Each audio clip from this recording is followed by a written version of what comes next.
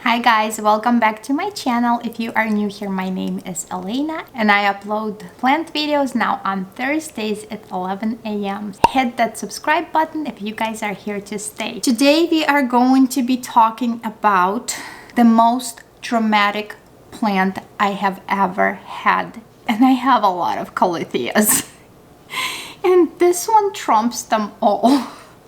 It's not necessarily most difficult plant, but it's such a drama queen, let me tell you. So the plant is Geogenanthus Ciliatus. There's a short name for it is Geo. I guess you can find it under that name also. I personally call it the weird purple plant. Here's the plant right here.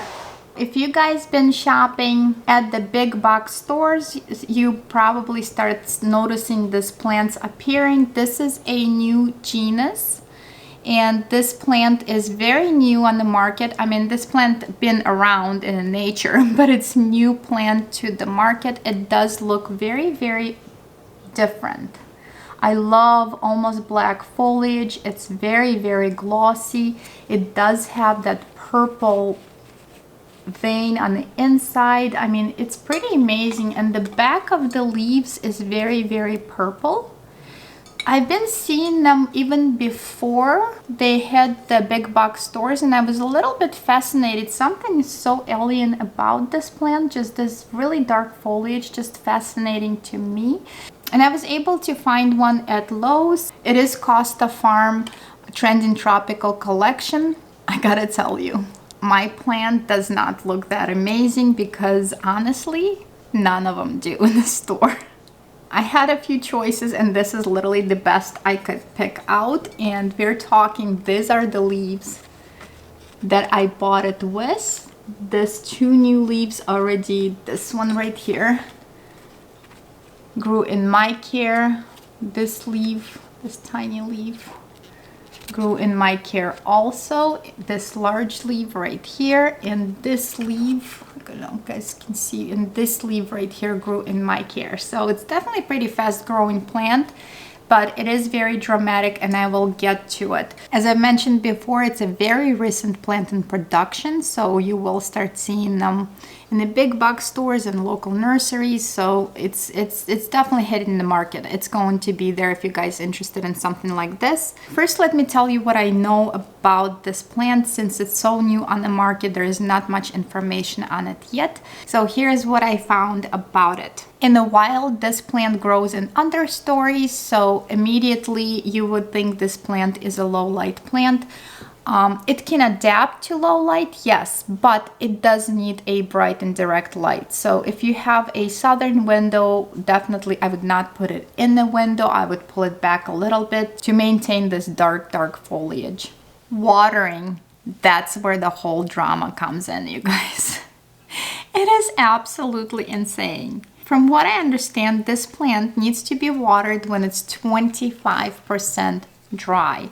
If you guys miss that point, I can tell you right now, this plant going to throw a extreme tantrum. It's gonna literally dry up, crumble up, and flop over. It's literally plays dead so well. It's unbelievable. I was shocked because I literally just brought it upstairs day before, put on my bench in my little landing upstairs, thinking, oh, it's gonna be a perfect spot. It's far enough from the window, but it's gonna get a lot of bright and direct light. And literally next morning, I'm walking by this plant and I'm like, what happened to you? It literally looked like it's dead. I did not think I could ever bring this back. I will insert picture right here. And you guys will be shocked. Even my calithias don't do that. It was absolutely insanity. I have never seen any plant acting like this. That was really, really something.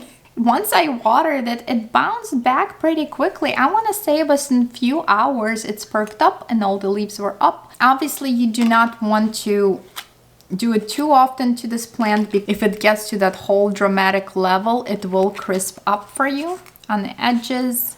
It will come back. I mean, the leaf is still fine, but it's definitely going to be very unsightly look. And if you keep up on your watering, you're basically going to have beautiful leaves like that. when I saw them at Lowe's, it was so interesting to me that they all looked really, really bad, because you would think Lowe's employees, they love to overwater their plants. I mean, how in the world they could not take care of that? I don't understand. This plant probably can grow in a swamp and do very, very well. And somehow they could not keep them hydrated enough, and that's where the damage comes in. So if you guys shopping for this, guys, this is probably the best you're gonna find, unless you find yourself a plant that just got on the shelf and did not had a chance to dry out in a store yet. Another thing I've learned about this plant, they are not big feeders. You only need a balanced fertilizer during the growing season, which is spring and summer. Propagation of this plant, it is by a division, and as you could tell, I don't know if you guys can be able to see, right here, there you go, there's a little nub. So it's a rhizome plant, so it's basically going to just grow new shoots. You can propagate them by division, or you can actually cut the stem. I mean, mine are not long enough just because I haven't had long enough for it to grow, but you can also cut the stem and put it in water and it will root for you. When it comes to soil, from what I read about this plant, basically this plant can use just regular general purpose house plant soil, 3 parts of soil, 1 part of perlite, and or orchid bark for drainage. So, and you only repot this plant when it's root bound. As you could tell, mine is not even close. So I'm gonna keep in this pot for a little while, and maybe in the spring or summer I will take a look and probably use soil with perlite to repot this plant. So overall, you guys, since I have this plant, I could tell you it's not a difficult plant. It's pretty easy, bounces back pretty fast. I absolutely love, love, love the foliage on these leaves. They are just giant, and I love this purple vein on this plant. It's just absolutely gorgeous. So it's definitely fascinating plant. If you can find it in your local stores, $20 is pretty good price for this plant. They are a little bit more expensive online for just one little cutting. I definitely can recommend this plant, other than when it throws a tantrum if you don't water it. But honestly, if you stay on watering when it's 25% dry, it will be fine. So if you can find yourself one of those plants, don't pass it up. It's a pretty cool plant, you guys.